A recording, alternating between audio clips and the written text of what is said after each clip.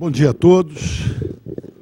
Esse nosso pequeno atraso é decorrência, em especial, do trânsito que no Rio de Janeiro isso já é coisa comum, cada vez pior, e a gente estava aguardando um pouquinho mais, não o nosso palestrante, mas o pessoal que está acabando de chegar aí e que já tinha anunciado que efetivamente estava a caminho. Eu quero fazendo abertura, a homenagem a todos os membros aqui do nosso Fórum Permanente de Direito do Consumidor, o doutor Marco Aurélio, vou fazer pela ordem, a doutora Heloísa Carpena, o doutor Anderson Schreiber, que, além de membros, participam ativamente, e isso aumenta a responsabilidade daquele que exerce a presidência de manter sempre esse auditório, como hoje também, sempre cheio, porque eu tenho a certeza, não só eles, como eu também, de que hoje, mais uma vez, vamos ser brindados com a palestra que está agora sendo apresentado. O Dr. Bruno Mirage é advogado, consultor jurídico em Porto Alegre, doutor e mestre em Direito pela Universidade Federal do Rio Grande do Sul, professor de Direito Civil e Direito Consumidor da Faculdade da Escola Superior do Ministério Público do Rio Grande do Sul e do Centro Universitário Ritter dos Reis, professor coordenador acadêmico do curso de especialização em Direito do Consumidor e Direitos Fundamentais da Universidade Federal do Rio Grande do Sul. É autor de um livro sobre direito do consumidor que é, para todos nós, operadores do direito, uma referência. Tenho a certeza, e esse agradecimento de tirar o nosso caríssimo doutor Bruno, de Porto Alegre, do Rio Grande do Sul, trazer para o Rio de Janeiro, e eu tenho a certeza de que foi um especial deferimento dele na agenda, que é extremamente cheia, até porque ele tem que voltar hoje para Porto Alegre, às 2h, 2h30, diz o Marco Aurélio, que me lembra sempre, eu falei ali fora 2, ele retificou, 2h30, porque ele tem aula para ministrar hoje, também, ainda em Porto Alegre. Eu abro a palavra aqui à mesa, se alguém quer fazer mais alguma saudação, o Anderson, o Marco Aurélio ou a Heloísa. Não? Que bom, eu acho que eu já fiz a apresentação toda, Minha gente, não vamos perder tempo, a informalidade do nosso fórum, daí o nome que nós adotamos, é exatamente essa, da gente deixar todos à vontade, em especial o nosso palestrante. Bruno, a palavra é sua e a gente está aqui ansiosos por ouvi-lo.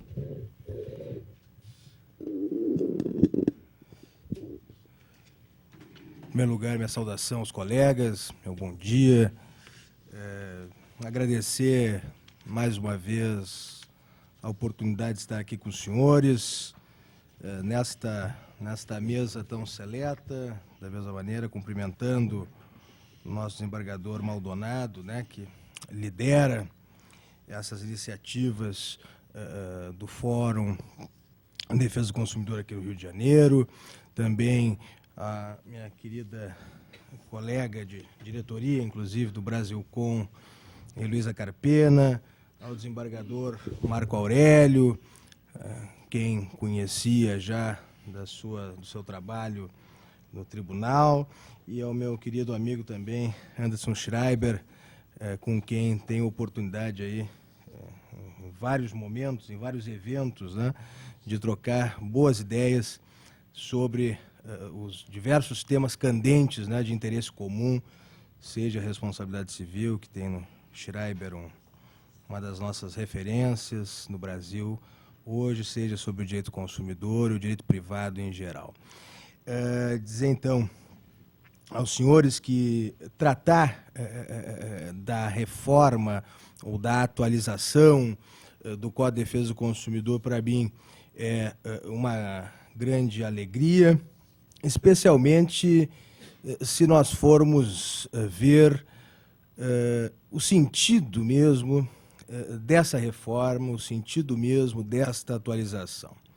É verdade, aqui me permito fazer antes algumas preliminares, é verdade que ao tempo em que se iniciou esse debate sobre a atualização do Código de Defesa do Consumidor, houve uma espécie, uma viva polêmica dentre os estudiosos, dentre os cultores do direito do consumidor e do Código de Defesa do Consumidor, com relação à própria oportunidade de se fazer esta atualização, a própria oportunidade de se realizar modificações, alterações nessa lei, que é uma lei, em primeiro lugar, muito exitosa, é uma lei, digamos, reformadora do direito privado brasileiro, reformadora de conceitos tradicionais, né, clássicos, arraigados na cultura e na experiência jurídica brasileira, e que teve uma contribuição muito importante na própria renovação do direito privado brasileiro em várias áreas,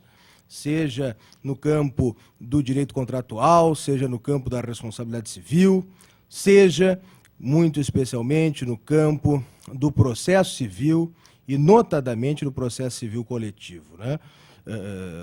Esses 20 anos, ou mais de 20 hoje, de vigência do Código de Defesa do Consumidor nos permitiu realmente oxigenar o direito brasileiro, trazer novas visões e, naturalmente, com alguns problemas, com novos problemas, com um desafio, digamos, de regular o mercado de consumo, que é um mercado que se modifica permanentemente, né? Nós temos um desafio aqui muito firme ao legislador, na medida em que, diferentemente de experiências legislativas do passado, em que a ideia do tempo como transformador das relações sociais, das relações econômicas, nos parece que não corria contra de forma tão decisiva das soluções adotadas pelo legislador, mas hoje o tempo corre, parece, me perdoem a expressão, mas parece que corre mais rápido, porque o mercado se transforma mais rápido, porque as relações sociais e econômicas se transformam mais rápido, a era da velocidade, a era da despersonalização acentuada, né, um fenômeno que começamos a tratar nos anos 70 e que hoje é do cotidiano das relações sociais e econômicas, a despersonalização das relações jurídicas, a despersonalização do contrato, a desmaterialização dos bens, dos produtos, dos serviços, dos meios de pagamento, despersonalização da moeda, a desmaterialização, perdão, da moeda, né? A moeda é nada mais hoje que um registro contábil dotado de eficácia jurídica, né? O que nós temos em moeda? Qual é o patrimônio monetário? É um registro contábil, muitas vezes, de uma instituição financeira. A moeda não é mais física, a moeda não tem mais a referência dos padrões ouro ou quetais que tivemos no passado. A moeda também hoje, de certo modo, é uma criação, ela depende de uma norma jurídica, que é a regulação bancária propriamente dita. E, por fim, a desterritorialização. A desterritorialização que vem naturalmente com o fenômeno da globalização, vem com o fenômeno da internet que, num primeiro momento, era tomada como um fenômeno muito peculiar, muito particular de certas pessoas, muito afeta certas pessoas, normalmente de maior poder aquisitivo, e que hoje, na verdade, tem, primeiro, uma penetração enorme, todos, em alguma medida, atuam na internet, seja porque atuam diretamente num terminal de computador acessando a rede de computadores, seja porque trabalham com sistemas de informação, de novo, exemplo bancário, mas num ritmo, num nível e numa intensidade da transformação dessas relações e da maior penetração do fenômeno da internet e das redes de informação em geral na vida cotidiana de todos os consumidores. De todos os consumidores. Vale dizer aqui que quando hoje nós falamos dos meios de comunicação, vivemos, né, com muita velocidade também o quê? Uma convergência, né? Caminhamos a passos muito largos para uma convergência de mídias. Aquilo que no passado foi, né, o desenvolvimento de novas mídias, novos sistemas, televisão, rádio, televisão, depois o telefone e a massificação desses meios, a própria internet, hoje faz o caminho contrário, que é o caminho de unificação. Então, numa só mídia, dentro muito em breve, teremos todos os serviços. Numa só mídia, teremos todos os contratos, teremos todas as contratações. Tá? Esse fenômeno, essa ideia, essa realidade desafia naturalmente o legislador. E desafia o legislador porque antes desafia os demais operadores do direito. Porque se na medida que as questões estão acontecendo, é certo que essas questões geram conflitos, é certo que esses conflitos têm nos advogados o seu primeiro porta-voz perante o Poder Judiciário, é certo que ao juiz é dado conhecer desses conflitos, ao Ministério Público é dado opinar sobre esses conflitos, dar parecer sobre esses conflitos e resolvê-los. Nem sempre com uma norma que especificamente trate do tema, nem sempre com um padrão seguro sobre o qual se guiar, em relação ao qual estabelece uma direção da atuação desses atores no cenário jurídico. E é por isso, por essas todas as razões, que a atualização de uma norma como o Código de Defesa do Consumidor, ela se apresenta não como um risco de eventuais retrocessos, como muito se disse e se diz, né, com o máximo respeito à opinião desses colegas que assim entendem, a possibilidade de retrocesso pelas vicissitudes do processo legislativo, e é fato. O processo legislativo sabemos, se sabe como começa, não se sabe como termina, isso é verdade. Mas independentemente de haver ou não um projeto de reforma do Código de Defesa do Consumidor, naturalmente que essas iniciativas de alteração, de atualização do Código de Defesa do Consumidor ou modificação de suas regras já existem. Vale dizer que no Congresso Nacional, hoje, em tramitação, existem mais de 500 proposições legislativas de alteração do texto do Código de Defesa do Consumidor. Já foram 750, quase 800, há 2, 3 anos atrás. Depois, com a mudança, naturalmente, com o fim da legislatura, se arquivou, né, muitas dessas modificações. E se perceba que, inclusive, as últimas modificações que foram exitosas no Código de Defesa do Consumidor não representaram necessariamente avanços. Embora não sejam propriamente retrocessos, mas não representaram avanços significativos. Eu costumo sempre referir uma norma que, por melhor que seja a intenção do legislador com essa norma, é uma norma que, colocada no Código de Defesa do Consumidor pelo legislador que alterou o Código para incluí-la, digamos, no mínimo, despida de alguma dignidade legislativa, que é aquela norma referente ao dever específico de informação dos produtos congelados. Né? Se incluiu um parágrafo no Código de Defesa do Consumidor, em matéria relativa à oferta, para dizer que nos produtos congelados as informações para o consumidor devem constar de forma indelével. Quer dizer, se isso é norma com dignidade legislativa? Claro que não. Se isso é norma que, de alguma maneira, respeita uma ideia sistêmica de código, que, afinal de contas, é o Código de Defesa do Consumidor? É claro que não, por melhores que fossem as intenções de quem legislou sobre o tema.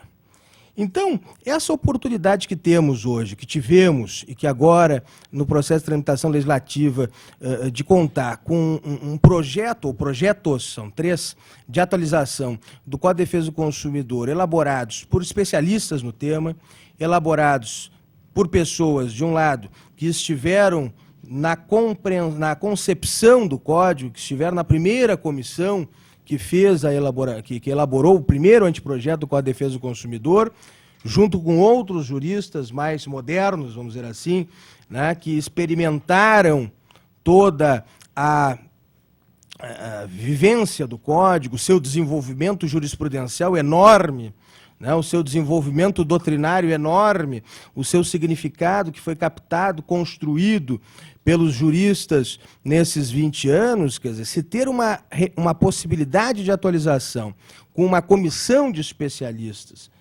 querendo ou não, legitimados pelo próprio órgão institucional a quem compete realizar essas alterações, que no caso é o Congresso Nacional e especificamente o Senado Federal, não pode ser visto, a priori, como algo negativo, na nossa opinião. Ao contrário, é uma possibilidade que temos, né, de ter uma atualização, uma resposta a esses desafios atuais e do futuro, com um mínimo para dizer o mínimo.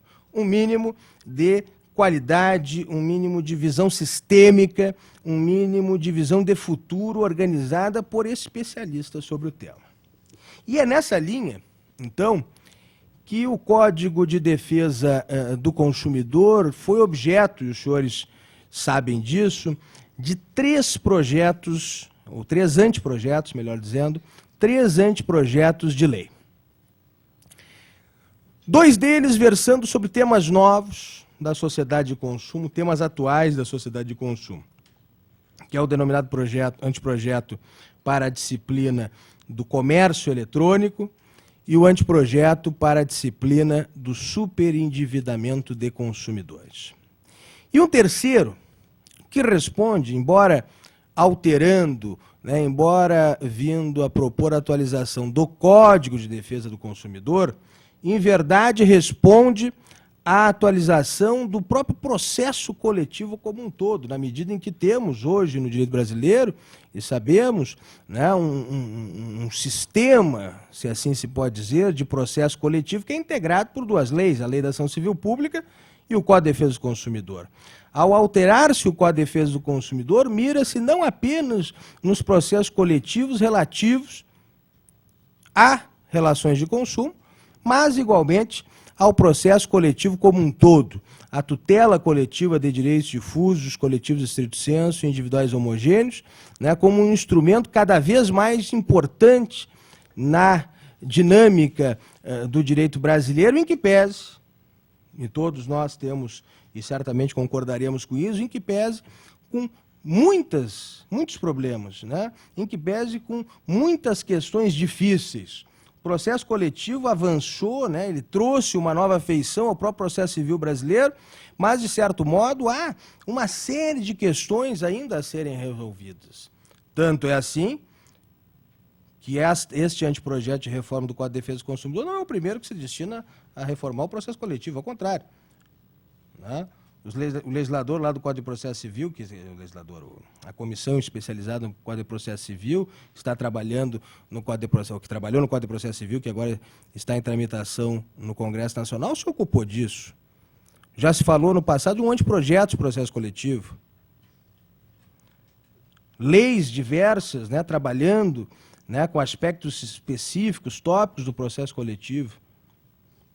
Todos, certamente, tentando aperfeiçoá-lo, todos, certamente, tentando construir do processo coletivo um instrumento útil, né, e mais útil à sociedade. Por quê? Porque, de um lado, no processo coletivo, nós temos os tutelados, né, aqueles que têm os titulares dos direitos tutelados, com uma série de indagações e críticas quanto à própria efetividade do processo. De outro, nós temos, digamos, aqueles que são demandados na tutela coletiva, indicando um eventual exagero das suas disposições ou uma eventual visão assistemática das soluções legais e da aplicação jurisprudencial dessas soluções legais. Pois muito que bem, é chegada a hora, e assim fez o legislador do Código de Defesa desses anteprojetos, né, e desse anteprojeto de processo coletivo, especificamente, de construir um caminho de meio.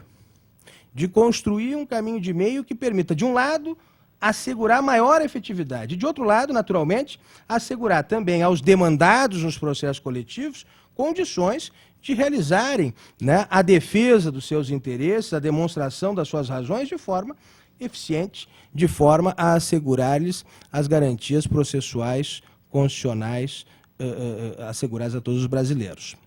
Bem, mas feita essa primeira ideia desses 3 anteprojetos, cumpre nós trabalharmos especificamente, e me proponho a isso, né, de alguns aspectos essenciais de cada um desses projetos. Eu começaria pelo anteprojeto Comércio Eletrônico.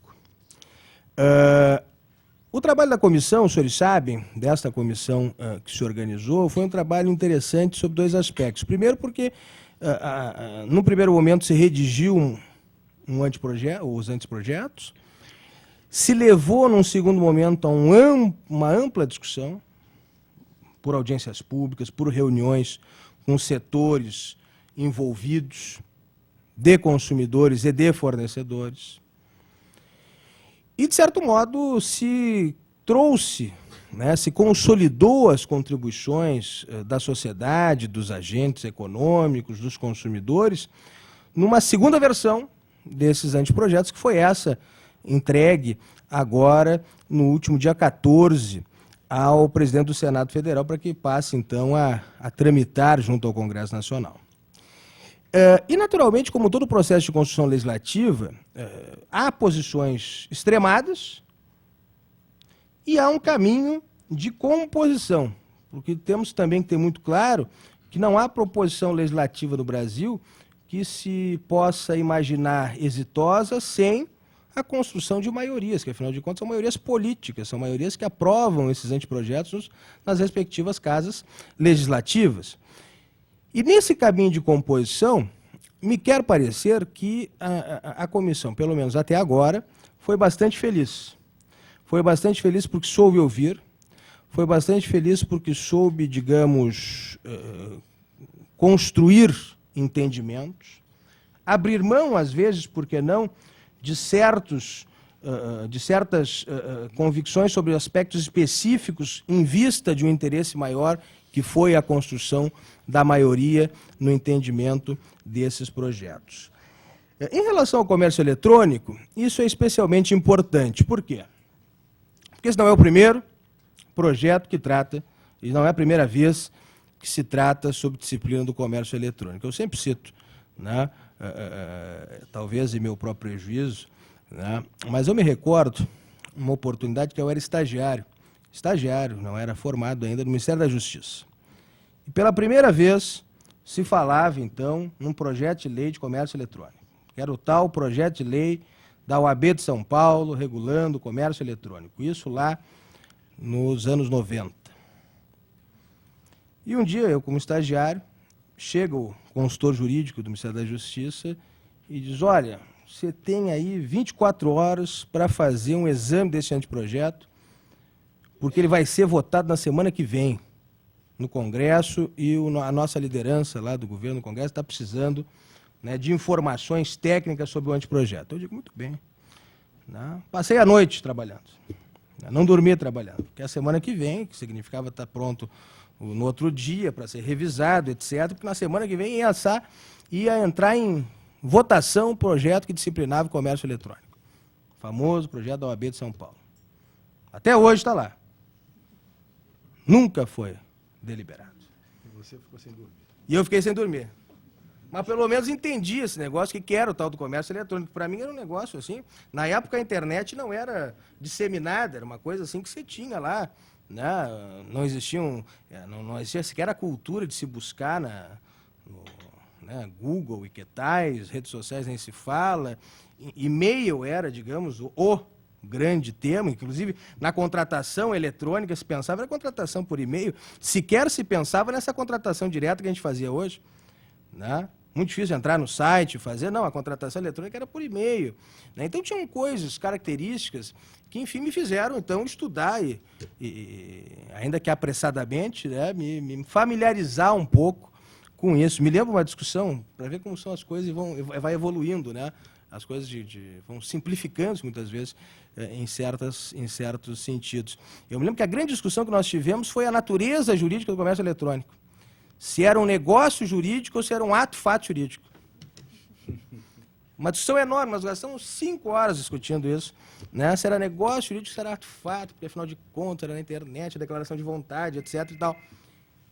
Está lá escrito, lá em algum arquivo da biblioteca do Ministério da Justiça, vai estar lá esse trabalho nosso, né, que foi feito depois a muitas mãos, né, porque aí não foi votado, a gente conseguiu aperfeiçoar e rever e tal, e ficou um trabalho relativamente bem feito. Né? Mas o fato é o seguinte: depois dele veio um outro projeto do Senado, famoso, do então senador Lúcio Alcântara, se não me falha a memória, que era, na verdade, muito inspirado na lei modelo da Uncitral, e aí todos diziam: não, esse vai acontecer. Não aconteceu também. E depois disso, hoje em tramitação no Congresso Nacional, qualquer coisa, tipo quase 100 projetos de lei, versando sobre temas específicos do comércio eletrônico. 100 projetos. Nenhum aprovado. Sem prejuízo de o Poder Judiciário estar sendo cada vez mais demandado por questões relativas à internet, seja no plano contratual, seja no plano da responsabilidade civil. E nós temos, muitas vezes, o Poder Judiciário mesmo de invocar a legislação estrangeira sobre o comércio eletrônico. Se vai todo mundo, às vezes tem que puxar lá a diretiva europeia sobre o comércio eletrônico, porque não tem no Brasil. Ou se trabalhar com os conceitos que temos no Código Civil, no Código de Defesa do Consumidor, mas com todo um esforço argumentativo de que se aplica, e se aplica, em grande parte, mas construindo soluções que, justamente por ser uma construção tópica, nem sempre respeitam uma visão sistêmica, né, do ordenamento, nas mesmas soluções. Volta e meia, né, quem acompanha o noticiário jurídico vê lá decisões que são antagônicas, não são antagônicas porque estão erradas necessariamente uma ou outra, são antagônicas porque não se tem uma referência legislativa. Então, essa referência legislativa, me parece, vem em muito boa hora. E é um projeto que, insisto, né, é um projeto de construção de entendimentos. Né? Portanto, não é um projeto que alijou do processo de discussão os setores envolvidos. Pelo contrário, né? Tanto os consumidores quanto os agentes econômicos que atuam, os provedores, enfim, que atuam na internet, vieram justamente discutir e construir posições comuns. Também, claro, em matéria de comércio eletrônico e da regulação da internet como um todo, é certo que o legislador não vai reinventar a roda e nem pode legislar de maneira a, digamos assim, desconsiderar de que isso é um mundo de uma absoluta transformação, mutação. Tá? Perceba-se, por exemplo, que, como disse a vocês, no início nós falávamos em contratos pela internet por e-mail. Hoje a contratação por e-mail permanece, ela é um meio importante, mas vem gradativamente perdendo espaço. Há quem diga, inclusive, né, de que o e-mail, e aí não os juristas, mas os entendidos, os especialistas em tecnologia, que o e-mail tem, inclusive, uma data de validade, né, que o uso do e-mail e da caixa de e-mail, né, ele tem tempo para terminar. É uma visão. Legislar hoje sobre isso de forma estrita seria, digamos, condenar a norma muito brevemente a envelhecer. Então, que solução adotou o legislador do Código de Defesa do Consumidor? Que observem, legisla sobre o comércio eletrônico exclusivamente no tocante ao comércio eletrônico de consumo. Todo o restante do comércio eletrônico até pode se aproveitar destas normas, né, mas em sentido estrito, não estão aqui contemplados. Aqui é o comércio eletrônico, o contrato eletrônico de consumo, que, portanto, presume a vulnerabilidade de uma das partes, que é o consumidor, é uma presunção absoluta de lei e que é reforçada pelo meio. Agora, há todo um outro campo, que os senhores conhecem melhor do que eu, né, do comércio eletrônico entre empresários, que, aliás, é muito desenvolvido e, de certo modo, em certos setores, inclusive, predominante, né, que não está aqui. Até poderá vir por força de equiparação legal, mas não é a ideia. A ideia, justamente, aqui é a ideia de proteção do consumidor vulnerável nesse comércio eletrônico de consumo. E o que aqui se estabeleceu, então? Um dos aspectos relevantes diz respeito, e não poderia ser diferente, àquele que é o ponto nodal que diferencia o comércio eletrônico das outras formas de consumo, né? Que é justamente um agravamento, uma intensidade da vulnerabilidade do consumidor. E a vulnerabilidade do consumidor se protege no próprio Código hoje, né, e na legislação de proteção do consumidor do mundo todo, de duas formas, sempre. De duas formas, sempre. Uma delas, naturalmente, é a proteção do equilíbrio econômico das prestações do contrato. Quer dizer, não pode se aproveitar, seja da dependência do consumidor, seja da ausência de informações do consumidor, para impingir-lhe condições contratuais menos favoráveis. Proteção do equilíbrio econômico das prestações. Mas a segunda, que tem muito a ver com a internet, justamente é o incremento do dever de informar. o incremento do dever de informar. O incremento do dever de informar na internet, que observem, tem que respeitar a própria lógica do dever de informar no Código de Defesa do Consumidor. Né? Aqui há um ponto relevante em todo o direito do consumidor, que o dever de informar, ou o direito à informação do consumidor, o dever de informar do fornecedor, ele é um dever instrumental, cuja finalidade, cujo resultado é o dever de esclarecer. O mero repasse da informação não é dever de informação. O mero repasse da informação não atende o dever de informação. O mero repasse da informação pode servir ao contrário. Pode servir para confundir. Excesso de informação não é cumprimento do dever de informar. Excesso de informação, muitas vezes, é confundir. E isso tem a ver, fundamentalmente, com o meio em que ela é oferecida, com o tempo em que ela é oferecida e, naturalmente, com o seu conteúdo. Modo, tempo e conteúdo, eu costumo dizer. Na internet, na instantaneidade das relações estabelecidas pelo comércio eletrônico, modo, tempo e conteúdo fazem com que esse dever de esclarecimento, para que sirva, o dever de informar que sirva ao esclarecimento, exija do legislador que diga exatamente quais são os deveres a serem observados, no caso do comércio eletrônico, na oferta. Na oferta. E esses deveres, então, vão estar estabelecidos, né, numa série de disposições, né, notadamente naquilo que o legislador indicou como artigo 45b, né, informações que dizem respeito ao próprio fornecedor, que, afinal de contas, a despersonalização do contrato na internet faz com que uma das informações iniciais necessárias para que se estabeleça, para que se reduza essa vulnerabilidade, é saber quem é o fornecedor. Tem endereço geográfico do fornecedor. Ter informação sobre o sistema de segurança utilizado pelo fornecedor, porque na internet também é um dos grandes problemas, que inclusive em certos setores já está identificado corretamente pela jurisprudência uniforme do STJ como uma espécie de risco inerente à atividade, portanto, o nosso famoso fortuito interno, né, doutor Schreiber? Por quê? Porque vem terceiros, vem os hackers, os crackers, agora se costuma dizer, buscar informações de pagamento. Então, a informação sobre o sistema de segurança adotado, a forma de acesso que exigirá um número de telefone, que exigirá um endereço eletrônico e outras formas de atendimento ao consumidor, o endereço e nome e endereço geográfico e eletrônico dos provedores de hospedagem e de conexão utilizados pelo fornecedor, o meio do consumidor manifestar a opção de bloqueio permanente e imediato de novas comunicações, o famoso spam.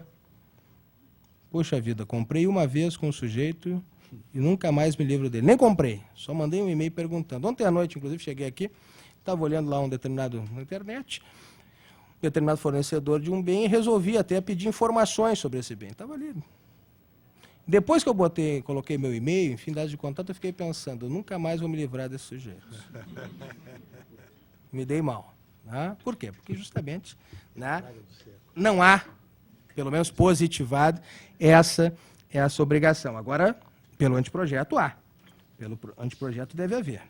Mas, fundamentalmente, também deveres de informação sobre a oferta, que é o artigo 45C, que vai indicar, então, a obrigatoriedade do fornecedor de informar as características essenciais do produto, o preço total do produto, incluindo eventuais despesas de entrega, seguro e outras que se fizerem pela internet. Isso também é bastante comum, né, especialmente quando se adquire produtos ou serviços que não são fornecidos diretamente pela internet.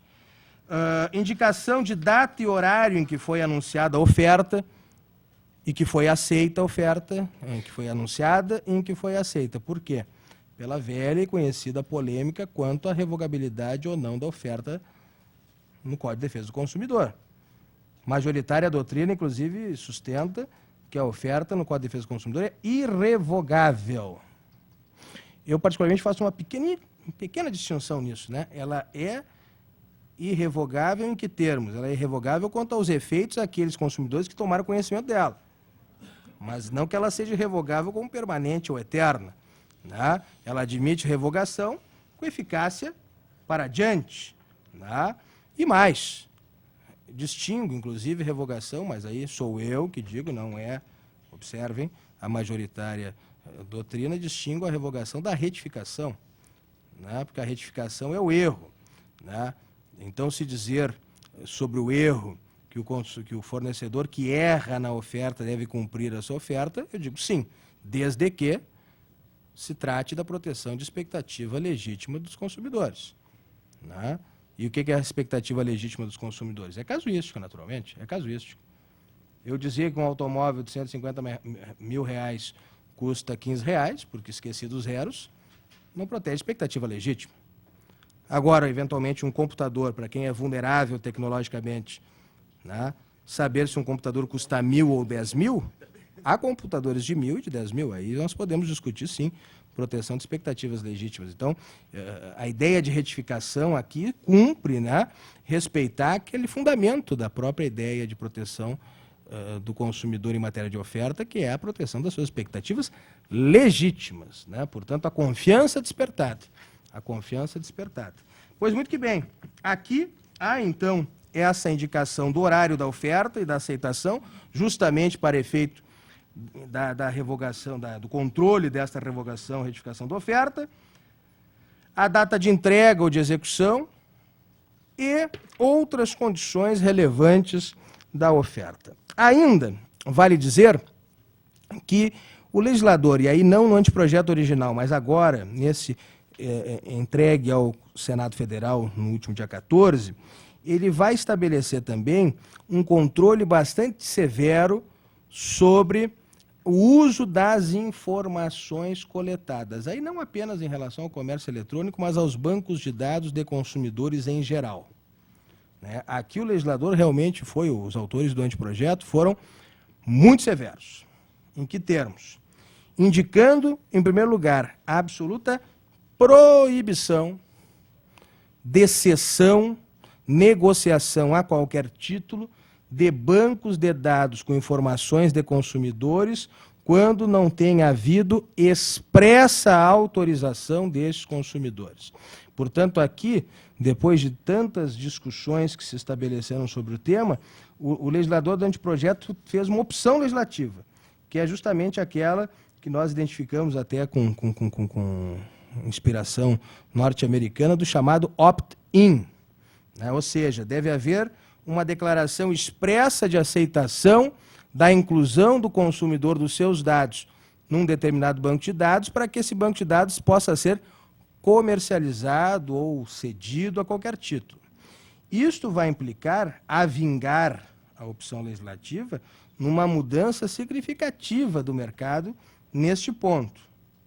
Avingar a solução legislativa sugerida, né, se vai, digamos, até certos setores que, inclusive, se especializaram na formação de bancos de dados, que é bastante comum, ou setores, muitas vezes, que trabalham como matéria-prima da sua atividade com informações de consumidores, e aqui recordo do setor de seguros, né, na avaliação de risco dos consumidores, de certo modo, impacta diretamente na atividade desses setores. Só vai poder usar dado do consumidor se ele aceitar expressamente. E se aceitar expressamente, né, claro que a seguir vai ter que se discutir do que se trate. Né? Vai ser o xizinho que se marca no formulário, vai ser uma assinatura, vai ser o quê? Lá na lei do cadastro positivo, chamado cadastro positivo, que não é cadastro, é banco de dados de informações positivas de adimplemento e histórico de crédito dos consumidores, lá se fez uma solução, né, 2414/2011, que é um termo apartado em que o interessado na inclusão do nome no cadastro tem que aceitar expressamente. Será esta a solução aqui? Não sei. Não sei. Mas o fato é de que, se não houver a aceitação expressa, se impede o uso do cadastro, com mais um agravante. Se criou um tipo penal, inclusive, para o uso não autorizado dessas informações. Um novo tipo penal no Código de Defesa do Consumidor, e o primeiro deles com uma pena, digamos assim, que vale a pena referir, né? Porque as penas do Código de Defesa do Consumidor, sabem os senhores, né? Nos crimes, né, contra as relações de consumo do Código de Defesa do Consumidor, as penas ficaram sempre até 2 anos. Né? E em sendo penas até 2 anos de reclusão, naturalmente se caracterizam até hoje como de menor potencial ofensiva, crimes de menor potencial ofensiva e rigorosamente sem maiores consequências para quem os pratique, né? Do ponto de vista de sanção penal, sanções mais, digamos assim, mais tênues. Esse tipo penal até foi, de novo, né, um rigor do legislador bastante significativo, de 2 a 4 anos de reclusão. Então você vai preso, teoricamente, se mandar informações. Duro, né? Até pode discutir, há uma grande discussão em matéria de crimes de consumo, se há ou não, se há uma solução adequada ou não, né, de criminalização dessas condutas, mas o fato é que o legislador tomou essa opção, né, de 2 a 4 anos de reclusão para quem comercializar, ceder, enfim, bancos de dados sem autorização por violação à privacidade do consumidor. Duro. Bem, ainda, alguns controles em matéria de envio não solicitados, os spams, tanto em relação à possibilidade de se rejeitar, né, liminarmente, e, portanto, não receber essas mensagens não autorizadas, mas também controle sobre o conteúdo dessas mensagens, notadamente evitando, impedindo a chamada publicidade clandestina por e-mail. O que é a publicidade clandestina por e-mail? Publicidade clandestina, sabemos todos, é aquela que descumpre, viola o artigo 36 do Código de Defesa do Consumidor, que viola o princípio da identificação da publicidade. Toda a publicidade deve ser fácil e imediatamente identificada como tal pelo consumidor. Se adota a norma expressa no sentido de que as mensagens por e-mail também respeitem a esse princípio da identificação, para que as pessoas não recebam aqueles e-mails conhecidos, né, de que você foi sorteado, foi premiado, etc. Na verdade, se trocou a velha correspondência em que isso acontecia, agora pelo e-mail, né? Então, há uma regra também específica sobre isso. Se amplia, em que pese isso já tenha hoje, inclusive pela jurisprudência, venha sendo aplicado, o direito de arrependimento dos consumidores pela internet, compra feita fora do estabelecimento comercial, que foi, isso já hoje é bastante tranquilo do ponto de vista jurisprudencial, mas com um detalhe importante, que é justamente a questão do procedimento do arrependimento. E aí o legislador vai regular este procedimento, não só para o direito de arrependimento, ou seja, da resolução imotivada do artigo 49, para os negócios celebrados pela internet, mas aos contratos em distância em geral. Qual é o grande problema prático que se enfrenta, né? O sujeito pode se arrepender, mas e as despesas e os custos, né, para exercer o direito de arrependimento? Quer dizer, assim, especialmente no reenvio, né, ou no envio ao fornecedor desse produto que se adquiriu, né, que se recebeu a domicílio e que, por qualquer razão, insisto, né, a resolução é motivada, não se deseja devolvê-lo, enfim, para resolver o contrato nos termos do artigo 49. Quem é que paga? Quem paga o SEDEX de devolução? Né? Onde é que eu entrego? Né? Essa solução, ou digamos, esse critério foi agora positivado pelo legislador, dizendo em certa medida, o óbvio, né, mas no sentido pedagógico da norma, né, de que o custo é do fornecedor, ele que deve arcar e deve oferecer meios eficazes de exercício do direito de arrependimento. Portanto, há aqui um dever do fornecedor, de quem comercializar pela internet ou comercializar sob a forma de venda fora do estabelecimento comercial, de oferecer meios eficazes para o exercício do direito de arrependimento. Ou seja, se você vende pela internet, tem que ter um canal, né, um procedimento logístico para permitir que as pessoas se arrependam da compra e possam devolver o produto, né, e, eventualmente, receber o valor do pagamento, né, de volta, a devolução do pagamento. Claro que aqui fica sem resposta um aspecto, o legislador não tocou nisso, que foi justamente aquilo que hoje se trata dos chamados contratos puramente eletrônicos ou imediatamente eletrônicos. Ou seja, aqueles contratos em que o meio de contratação é o comércio eletrônico e a execução do contrato também se dá pelo meio eletrônico. Especialmente downloads, envios de filmes, músicas, esses antivírus, softwares de modo geral, né, e outros eventuais produtos ou serviços que se fornecem diretamente pelo meio eletrônico. Por quê? Né, sobre isso o legislador não tratou. E aqui talvez seja uma deficiência do anteprojeto.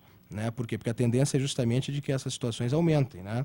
Com essa convergência de mídias que eu lhes mencionei, né? Ou seja, que dentro de muito poucos anos, né, todas as utilidades, digamos assim, da internet estarão conectadas com a televisão.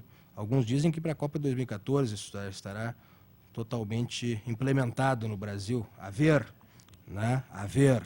Né? Mas estarão todos convergindo para uma mesma mídia. Então é aquela ideia de que o sujeito vai ter a televisão e vai fazer tudo pela televisão. Vai ter a televisão e vai, inclusive, comprar, né? Esse é o exemplo de sempre, né? Vai comprar as roupas, vestimentas ou qualquer coisa que tenha na novela, ele compra direto pela televisão, clica em cima do chapéu da mocinha e compra o chapéu da mocinha. Né? Do automóvel, lá eu me lembro do carro do Ferraço, numa novela das 8 aí que teve. Tinha o carro do Ferraço, ninguém sabia qual era o carro do Ferraço, mas era o carro do Ferraço. Era um Chrysler que tinha, novo, que foi lançado e tal, e todo mundo chegava nas lojas pedindo o carro do Ferraço. Agora não precisa ir na loja, pode comprar direto na televisão, né? Vai poder, né? Enfim. Só que isso, obviamente, vai aumentar o quê? Vai aumentar naturalmente a perda da reflexão do consumidor, o aumento das vendas sob pressão, não pressão física, naturalmente, mas, né, aquela venda irrefletida, né, aquele consumo irrefletido, que, naturalmente, vai justificar ainda mais o arrependimento. Agora, nas situações em que não seja um bem físico, que seja um bem eletrônico, o pay-per-view do filme, o software, de novo, a música, que hoje o modelo de negócio tende, né, a passos largos para a sua total informatização. Como é que fica esse jeito de arrependimento? Já baixei no computador e agora me arrependi. Né? Como fazer? Né? Esse equilíbrio, digamos, não foi posto pelo legislador, que enfrentou aqui uma dificuldade de como formular isso. Né? Chegou a discutir, chegou a ser levantado, especialmente nas audiências públicas, mas enfrentou uma dificuldade, porque enfrentou uma dificuldade de como legislar, preferiu não legislar. Mas é um tema que fica em aberto, na medida em que o procedimento de arrependimento vai ser bastante mais acentuado. E, por fim, teria outras coisas para dizer sobre o comércio eletrônico, mas temos que avançar. Vale dizer ainda que se estabelece em relação nos direitos básicos do consumidor em relação às informações, à divulgação das informações por meio eletrônico, né? Dois direitos fundamentais. O primeiro deles é aquilo que nós temos chamado de autodeterminação informativa, que é uma construção doutrinária bastante desenvolvida, né? Mas que, digamos assim, em bom português, significa dizer que cada um tem o direito de dominar, de ter o domínio e a disponibilidade sobre o que fazer com as informações referentes a si próprio.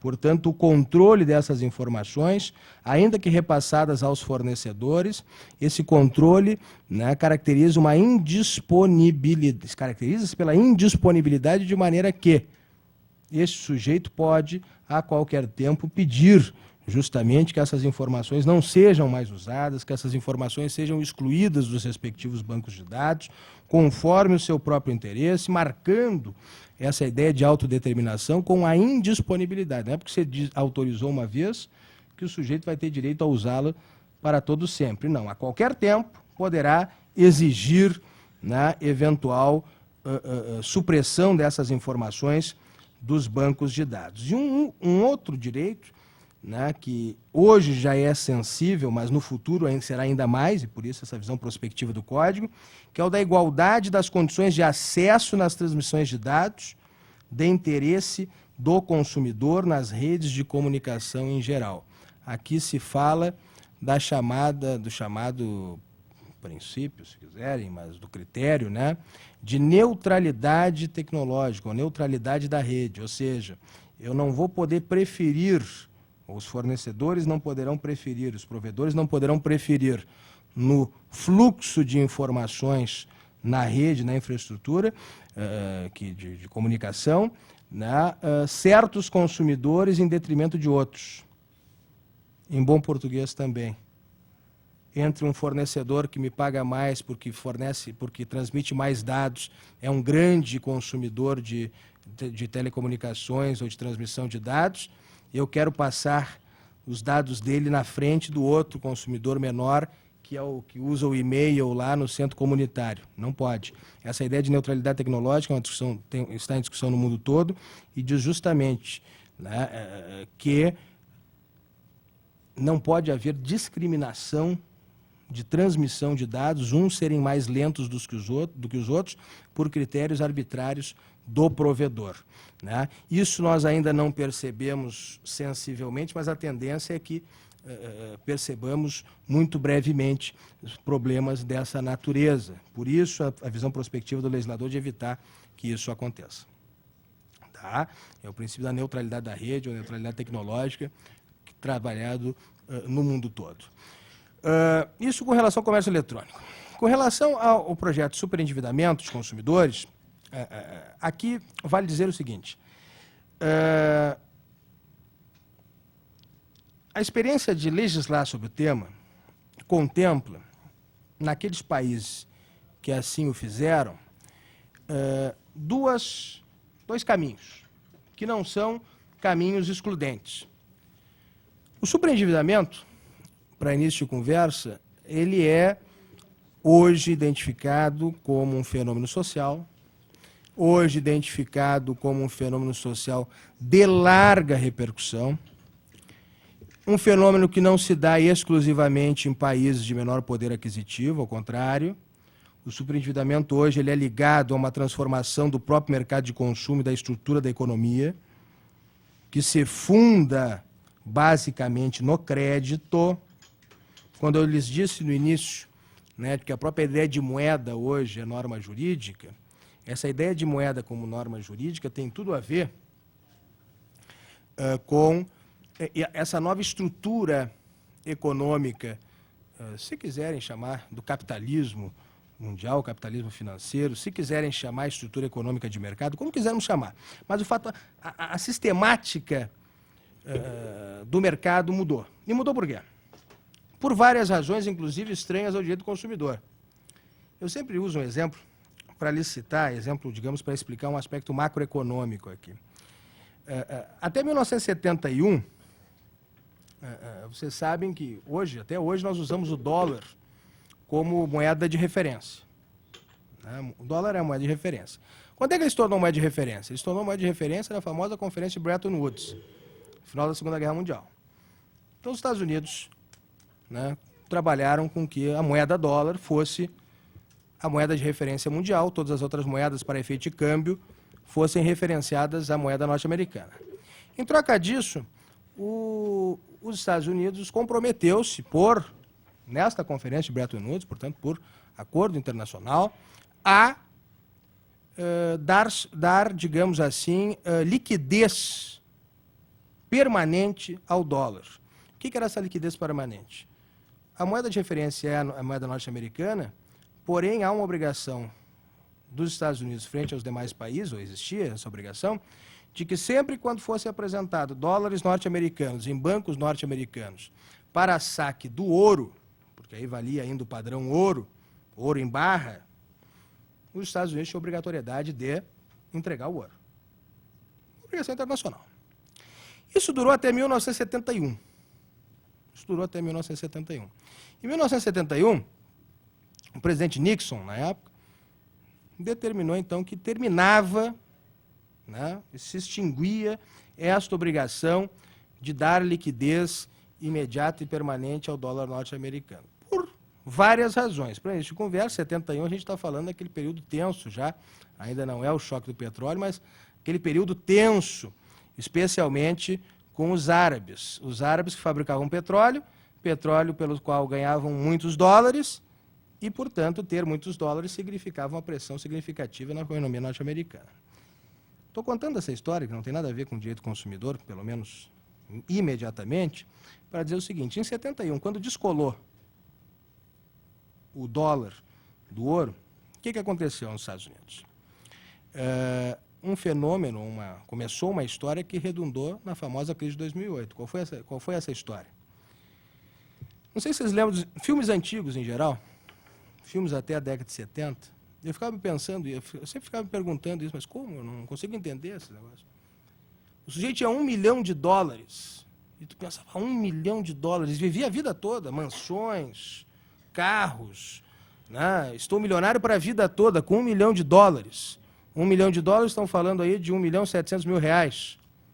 Quem sabe 1 ou 2 apartamentos em área nobre, no Rio de Janeiro? Talvez um. Hoje um, mesmo assim, 2 quartos, 3 quartos. Ipanema... Meio apartamento no Rio de Janeiro. Ipanema, 2 quartos. Só que aí...